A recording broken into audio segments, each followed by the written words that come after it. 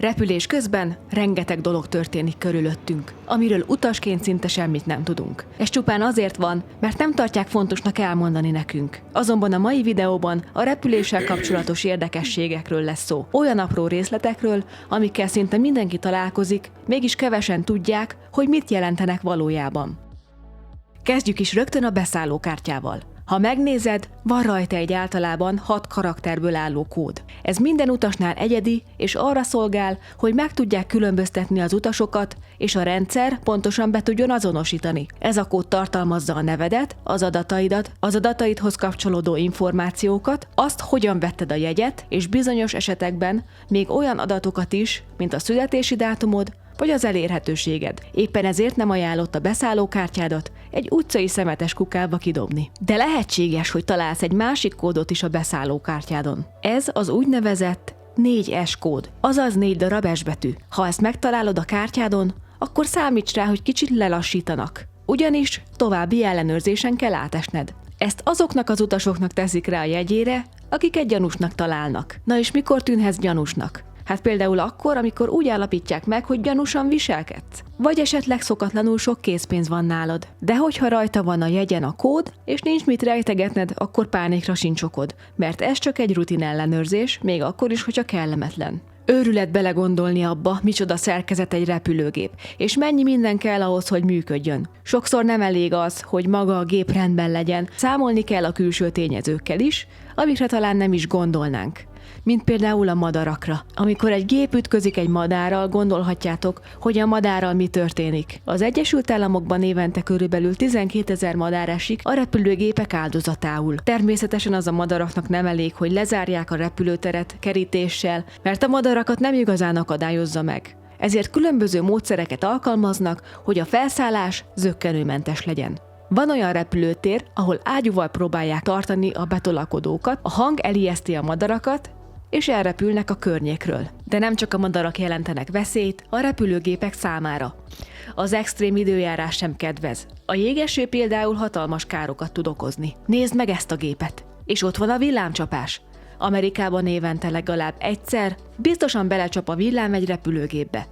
Ez nem hangzik túl megnyugtatóan, de valójában nem olyan vészes, mint elsőre gondolnánk. Mielőtt egy repülőgép szolgálatba áll, villámcsapás tesztnek vetik alá. Úgy van kialakítva, hogy a villám elektromos töltése a külső felületen haladjon végig, majd biztonságosan távozzon anélkül, hogy kárt tenne az utastérben vagy a fedélzeti rendszerekben.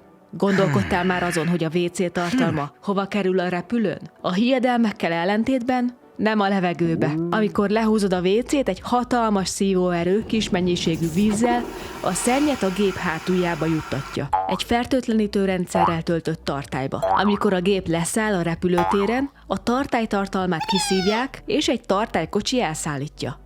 Néha előfordulnak balesetek, amikor kiszivárog, azonban ezt nem úgy kell elképzelni, hogy emberi ürülék esik az égből, hanem ez egy kék színű paca, ami igazából a fertőtlenítő, és ha ilyet találsz a földön, akkor inkább ne nyújj hozzá. Wow. Csak tudd, hogy mi az. Na és azon gondolkodtál már, hogy hogyan lehet kinyitni a WC-t kívülről, ha esetlegesen valaki beszorulna, vagy csak valakit meg akarsz viccelni. Nos, a megoldást a mosdó felirat alatt találod. Ez egy fém valami, amit hogyha felemelsz és elmozdítod a zárat, ki tudod nyitni az ajtót. Ezt a légiutas kísérők vészhelyzet esetén is szokták használni. Ha valaha ültél már az ablak mellett, akkor láthattad, hogy van egy picike lyuk. Ez a repülőgép egyik legfontosabb eleme, mert ez segít, hogy a kabinban a légnyomást biztonságos szinten tartsák. Ez óriási fizikai igénybevételt jelent az ablakoknak, ezért nagyon erősnek kell lenniük. A repülőgép ablakai több rétegű akrilpanelekből állnak. A külső ablak az elemek védelmére szolgál,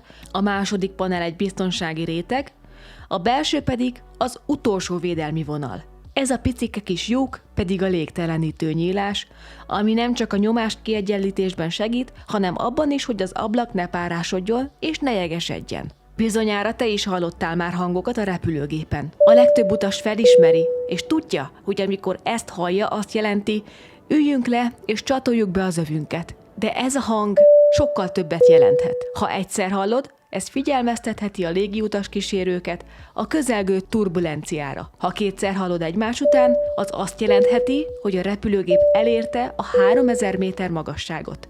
Ha háromszor hallod, az arra utalhat, hogy van egy beteg utas a fedélzeten, vagy pedig szélsőséges turbulenciát jelezhet. Ki ne akarna az első osztályon utazni? Elkerülni a szűkös lábteret, a rajtad átmászó embereket, a síró babákat. Kényelmesen ülni, választani ki tudja hányféle menüből, és pezsgővel élvezni az utat, majd utána szundítani egy jót. Vannak, akik ezt akár ágyban, külön lakosztályban, finom porcelánon tálalt ételekkel teszik meg. A légitársaságok rengeteg pénzt fektetnek a luxusba, de az árkülönbség nem mindig tükrözi a szolgáltatás valódi értékét. Sokszor akár 10-szer annyiba kerül, mint a turistaosztály. Egy átlagembernek, akinek nem a munkahelye fizeti az utat, sokszor jobban megéri inkább egy hotelszobát lefoglalni, és ott kipihenni a repülés fáradalmait. Persze itt nem az üzletemberekről beszélünk, vagy azokról, akiknek leszállás után azonnal menniük kell, hanem csak az egyszerű emberekről. Te mit gondolsz? Szerinted megéri kifizetni a többletet? Gondolkodtál már azon, hogy mit rejtenek az elzárt ajtók? Hát itt szoktak aludni és pihenni a légiutas kísérők. Mindenkinek van egy meghatározott pihenőideje, és ezekben a kis ágyakban tudják kipihenni magukat. Ezek a helyek általában a gép felső részében, hátul, illetve elől a pilóták számára vannak kialakítva. Hát itt bent egy ágyban biztosan jobb érzés pihengetni, mint a turistaosztályon egy ülésen. Te tudtad ezeket a dolgokat?